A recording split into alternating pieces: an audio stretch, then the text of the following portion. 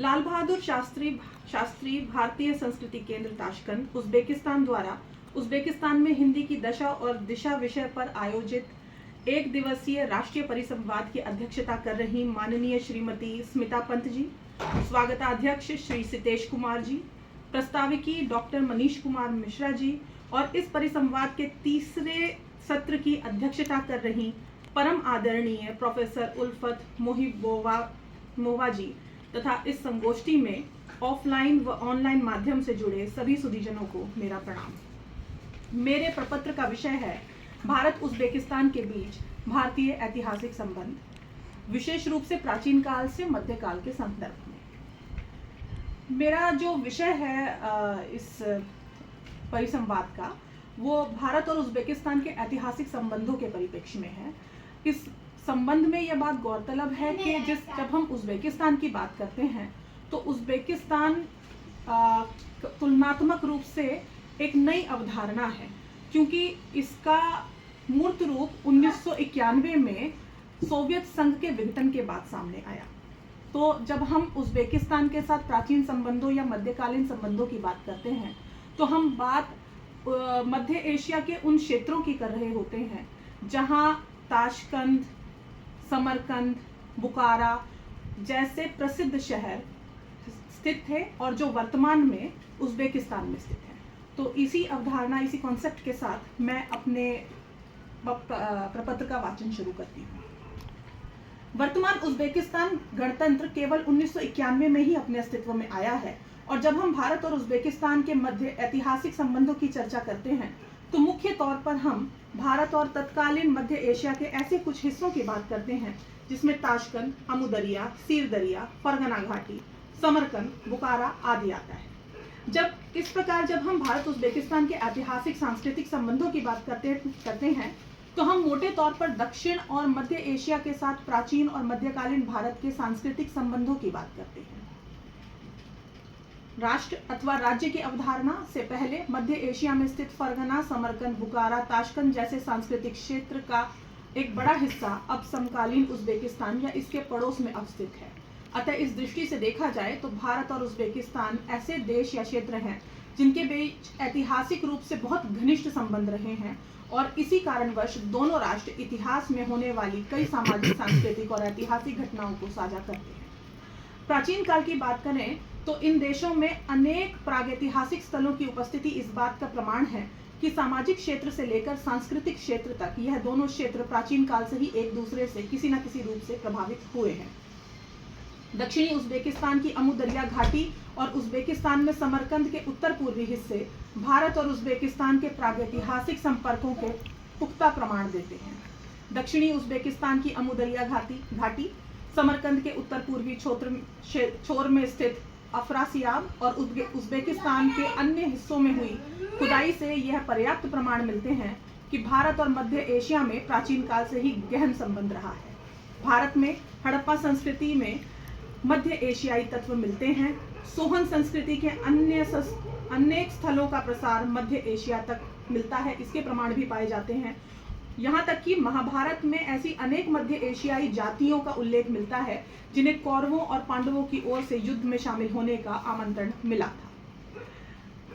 इसी क्रम में उज्बेकिस्तान में पाए गए पुरातात्विक साक्ष्य यह सिद्ध करते हैं कि भारत और मध्य एशिया के बीच प्राचीन काल से ही गहन संबंध रहे हैं। प्यानजिकंद में मिले भित्तिचित्र अजंता के भित्तिचित्रों की याद दिलाते हैं, तो वहीं सोवियत विद्वान बेलेत्निस्की को इन भित्तिचित्रों में नीले रंग के एक ऐसे नृतक का चित्र मिला जिसने बाघ चर्म लपेटा हुआ है और जिसके हाथ में त्रिशूल है। उनके अनुसार यह चित्र शिव के नीलकंठ बनने की कथा से संबंधित है। वहीं इसी क्रम में देखा जाए तो भाषा एक बहुत महत्वपूर्ण भूमिका निभाती है। भाषा जन सामान्य की अभिव्यक्ति का माध्यम है और भारत व उज्बेकिस्तान की भाषाएं भी इसमें कोई अपवाद नहीं। और चूंकि राष्ट्र के तौर पर उज्बेकिस्तान एक नई अवधारणा है, अतः यदि भूक्षेत्र के संदर्भ में देखा जाए तो भारत और मध्य एशिया की भाषाएं एक दूसरे के साथ घुली मिली प्रतीत होती हैं। भारत और उज्बेकिस्तान की भाषाओं में उच्चारणगत समानताओं के प्रमाण मिलते हैं। उदाहरण के लिए समरकंद उज्बेकिस्तान के सबसे पुराने शहरों में से एक है जिसका भारत के साथ एक गहरा संबंध प्रतीत होता है। 329 ईसा पूर्व में जब यह मैसेडोनिया के शासक सिकंदर के कब्जे में आया तो इस शहर को मारकंडा के नाम से जाना जाता था। मारकंडा भारतीय शब्द मार्कंड के समान प्रतीत होता है, जिसका एक अर्थ भगवान शिव भी है, और भारत में एक बहुत प्रसिद्ध ऋषि मार्कंड ऋषि के नाम से भी हुए। ध्यान देने की बात यह है कि इन दोनों शहरों में उज़्बेकिस्तान के इस आधुनिक शहर के पुराने नाम में और एक मार्कंड शहर में भी इस नाम में एक अनोखी समानता देखने को मिलती है। दोनों ही शब्द मार्क और कंड शब्द से मिलकर बने, इधर समर और कंड शब्द से मिलकर बना है।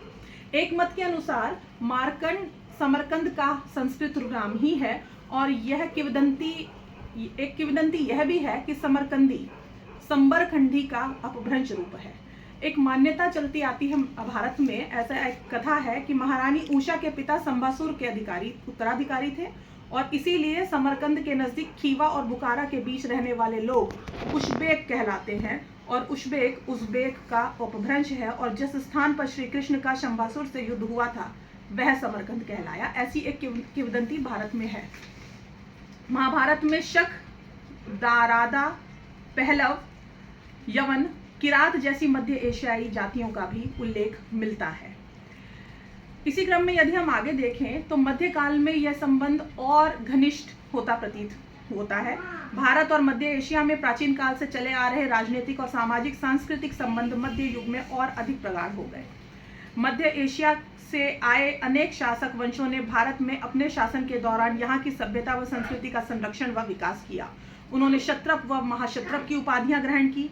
शकों ने भागवत धर्म, वैष्णव धर्म अपनाया और सूर्य पूजा को शक्द्वीपी ब्राह्मणों के माध्यम से संरक्षण दिया। कुषाण साम्राज्य मध्य एशिया से लेकर उत्तरी भारत के अधिकांश हिस्सों में फैला हुआ था। उल्लेखनीय है कि भारत का राष्ट्रीय संवत शक संवत है, जिसे कनिष्क ने 78वीं ईस्वी में प्रारंभ किया था। कलहन की राजतरंगिनी से भी यह पता चलता है कि कश्मीर के राजा ललितादित्य के दरबार में भी मध्य एशिया मूल का एक मंत्री था। धर्म ने इन दोनों भू क्षेत्रों के परस्पर संबंधों के निर्वहन में एक बहुत महत्वपूर्ण भूमिका निभाई। वैसे तो इस संबंध के साक्ष्य प्रागैतिहासिक काल से ही मिलते हैं, किंतु कुषाण काल आते आते इसमें उल्लेखनीय वृद्धि देखी गई।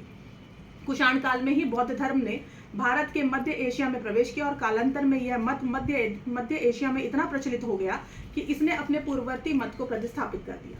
बौद्ध मत का जन्म भारत में हुआ था, और यह भारत के रास्ते ही उज़्बेकिस्तान और मध्य एशिया से होते हुए चीन पहुंचा। कुषाण काल ने अपने बौद्ध मठ आज भी मध्य एशिया में पाए जाते हैं।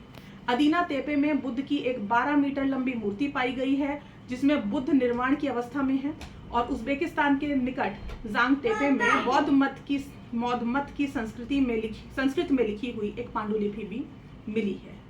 भारतीय इतिहास में सल्तनत काल और मुगल काल ने भारत और मध्य एशिया के बीच कारवां की आवाजाही में तेजी का दौर देखा, और दिल्ली सल्तनत और मुगल काल में मध्य एशिया से आए विभिन्न विद्वानों, कलाकारों, सैनिकों और सूफी संतों को रखा गया।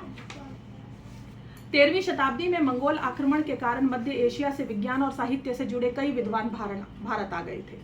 इन्हीं में से एक थे अमीर खुसरो देहलवी के पिता, जो केश उज़्बेकिस्तान से भारत आए थे।